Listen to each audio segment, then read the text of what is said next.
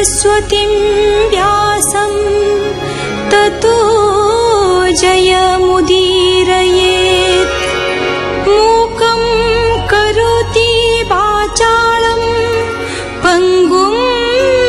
लङ्घयते गिरिं यत्कृपातमहं वन्दे परमानन्दमाधवम्।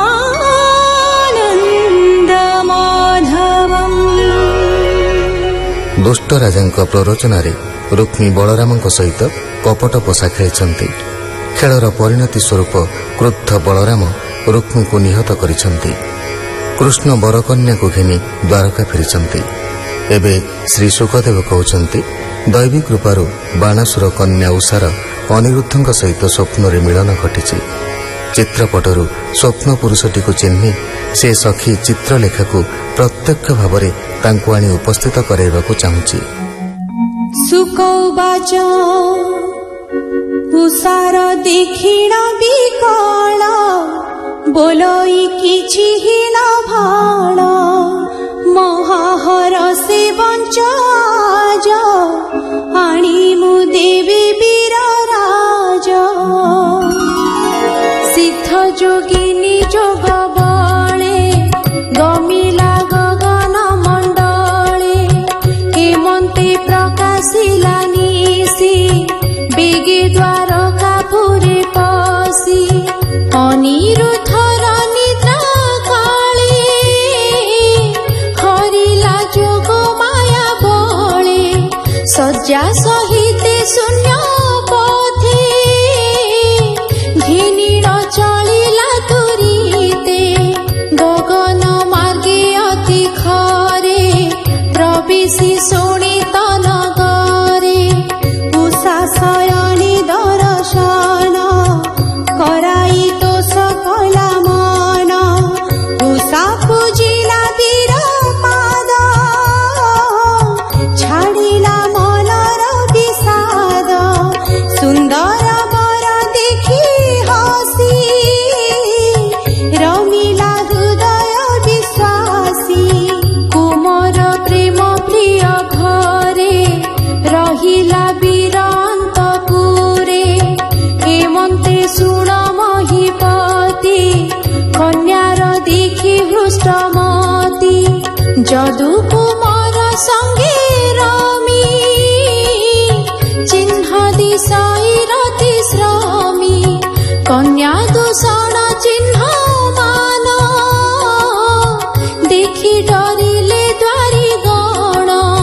तक्षणे नृपनाथ आगे कहिले कर जोड़ी बेगे सुनी चकित नृपवर कातरे कंपई शरीर पुणी न चढ़ई चरण दुस्सह दुहिता कषण बाण को दंड धरी करे बेगे मिलिला कन्या पुरे देखिला मदन तनुज आजानु लंबे बेणी भुज हेमंते कन्यार समीपे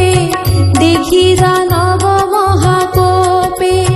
चकिते चौदिग चाही कंपे को दंडे गुण देई अनेक वीरकार संगे द्वार रुंधिले चारि दिगे देखि ताहार सैन्य बल संभ्रमे प्रद्युम्न दुलाल परि परिघ शस्त्र धरि उठिला घोर नाद करी परिघ घात वज्र प्राय जीवन नसिले ठोकाए काहार भुजौर छिड़ी पलाई गले रण छाड़ी देखिण अनिरुद्ध रण भाजिले असुर सैन्य बाणाजु छई अति रोषे बाणी ताहार बाण नाशे शस्त्र न पारिला जिणी मने विचारे नृप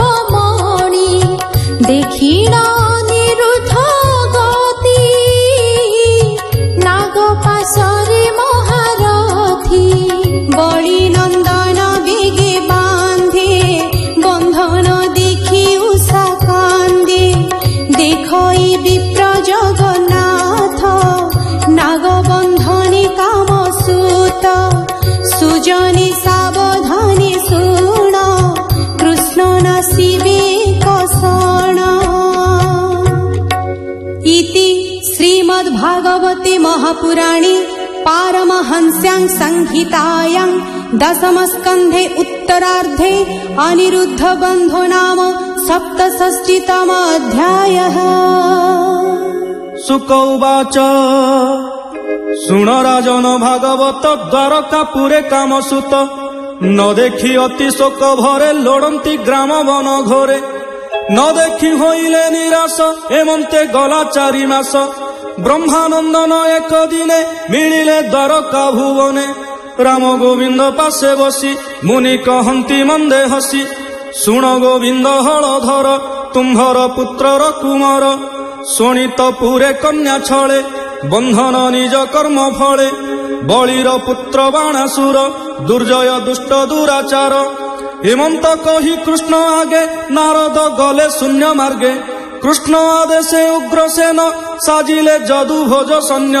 गहन घोर नाद शुणी बलि नंदन वीरमणि दुष्ट स्वभावे महारसे बेगे मिलिला रुद्र पासे संभ्रमे रुद्र पादे पड़ी बोलइबे निकर जोड़ी भोनाथ अंबिका रमण मोपुरे कन्यार दूषण निर्भय प्रद्युम्न कुमार बळे हरिला कन्या मोर बंधन कली नाग पासे ता शुणी कृष्ण महारसे कृष्णर बल परिमाणी साजी 12 अक्षौहिणी संगते घेनी महावीर नगरु होइला बाहार देखी ताहार आगुसार तक्षणे मिलिले शंकर संगे कार्तिक गणपति आवर जेते सेनापति वृषभ पृष्ठे वसीहर मिलिले जही चक्रधर शून्य देखंती दिगपाल कृष्ण शंकर रणगोल दुर्लभ हरिहर रण शुणन्ते रोमहर शण अद्भुत शुभे घोर नाद शुण हो संग्राम प्रमाद कृष्ण शंकर रण घोर कार्तिके रुक्मिणी कुमार पिशाच कुष्मांड कबीर ब्रह्म राक्षस महाघोर हे आदि कहिबी मु केते रुद्रर बल छंती जेते सारंग धनुर्बाण बिंधी निमिष मात्रे कृष्ण छेदी ता देखी रुद्र कोप भरे पिनाक धनु धरी करे तक्षणे 10 दिग रुंधी कृष्ण उपरे बाण बिंधी रुद्र नाराच देखी हरि गुण टंकारी नाद करी आकर्ण जाए टाणी गुण देखी हसंती नारायण ब्रह्मस्त्रे ताहा छेदी पर्वत बाण रुद्र बिंधी वज्र प्रहारी जगन्नाथ रुद्र शस्त्र कु कले हत।